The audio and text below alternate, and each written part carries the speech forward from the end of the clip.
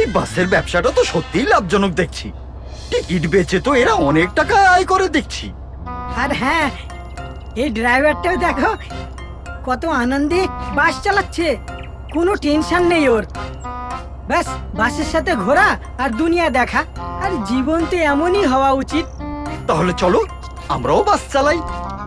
কিন্তু আমাদের কাছে বাস কেনার পয়সা কোথায় আছে? সেটাও ঠিক। তারপর লম্বু আর কিচ্ছু বলল না, আর দুজনে চুপচাপ বসে বাসের বাইরে দেখতে লাগলো। একটা একটা স্টেশন আসতে থাকলো আর একটা একটা যাত্রী কমতে লাগলো।